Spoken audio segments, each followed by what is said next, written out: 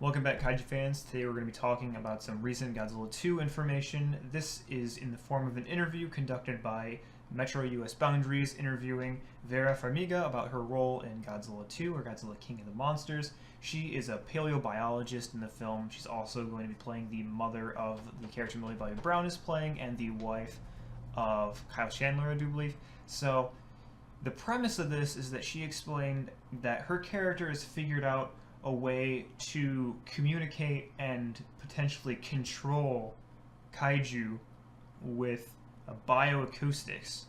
Now, that's kind of an interesting take on this. From what we've seen plot-wise of the film so far, we know that there's some kind of terrorist organization. We didn't really know what their true motives were. There's rumors and whatnot. We don't really have any solid ground yet of the actual plot of the film. Besides, there's monsters everywhere and they're destroying the world. It's a kaiju film. But now I can see that this would be a very interesting motive, is that the terrorist organization was trying to infiltrate Monarch to get this technology to be able to control kaiju. This would be the ultimate weapon. It would be way more destructive than a terrorist organization acquiring nuclear weapons, because nuclear weapons are a finite amount and are detectable and preventable, and when they're out, they're out. But if you had the ability to control kaiju, you have a nearly indestructible, unstoppable weapon that is nearly impossible to put the blame on a specific country or organization if they don't know that this technology exists. If a terrorist organization just controls King Ghidorah one day to wake up and go destroy Beijing, that's just an isolated incident. King Ghidorah destroyed Beijing. It's a monster acting on its own free will, is it not? No one knows that this organization could exist and could be controlling these kaiju to go and destroy these places.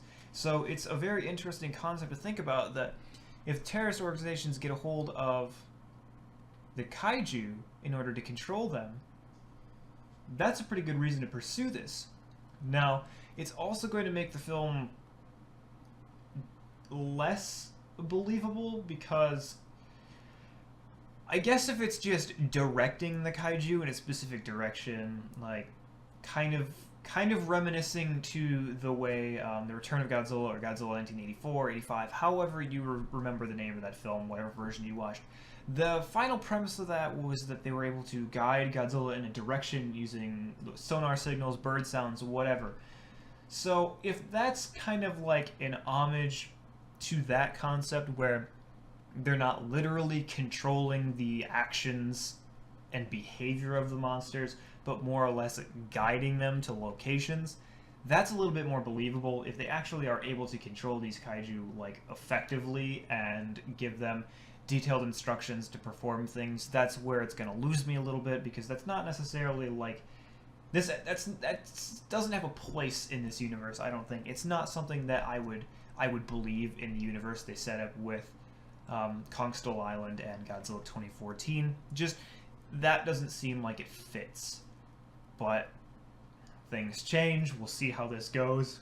Especially if this is, this is what we're getting, what we have to believe. There's mind-controlled Godzilla running around. I don't know if this is going to be... I don't want this to be exactly like Godzilla 84, where we point this sound in this direction and the monsters go there. Okay, that's not new. We've seen that before.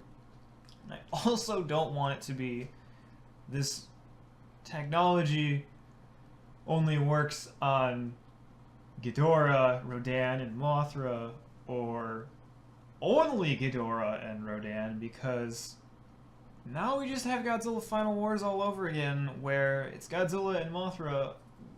They can't be controlled because their creation was too recent. And the other kaiju, I feel like it's just not... It's not a new take on this, just from this information at least. I don't feel like it's going to be a new take like I want. I really want, really want Legendary to do something new and creative and exciting with Godzilla 2. I want this movie to actually be exciting. I think the cast is already looking better. The plot seems to be filling out in a way that's going to make it at least interesting watch. It's not just going to be some tragedy like, oh boy, my family is separated in the city, I have to blow it up to save them. I don't want to see something like that again. I would like to see some weird political conflict, something that's teetering on the side of, like, is this morally acceptable? Is what we're doing the right thing? Stuff like that. Something closer to the way Shin Godzilla's plot was set up, where it was very political and all actions had severe consequences, because that's what that movie was about. I don't want it to be exactly like that. I feel like it would be more successful that way, but I also don't want it to be something that we've seen multiple times in the past, like controlling the kaiju with sonar, bioacoustics, things like that. Those things that we've seen.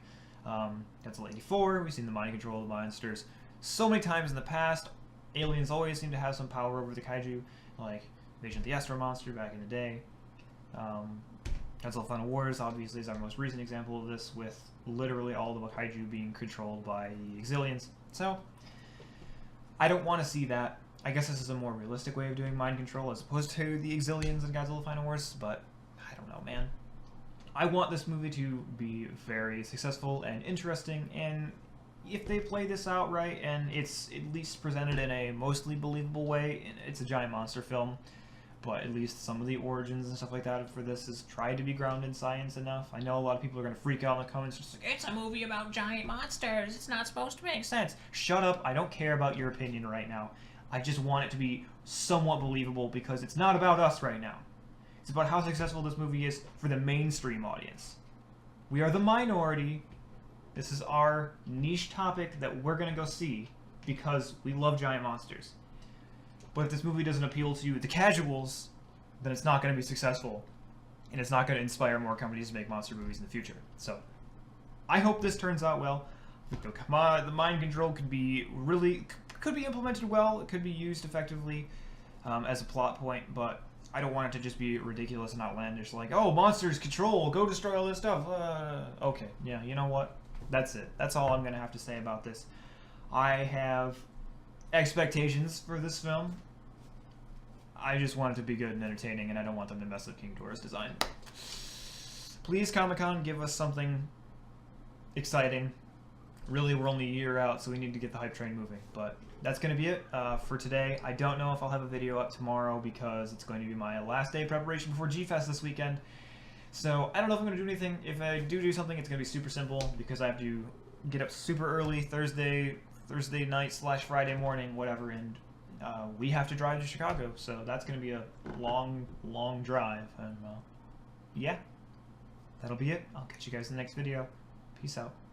Thank you for making it to the end of the video. I appreciate it a lot. As always, liking, commenting, and sharing really helps on my channel. And make sure you're subscribed if you want to stay up to date on the latest kaiju news and crisp reviews.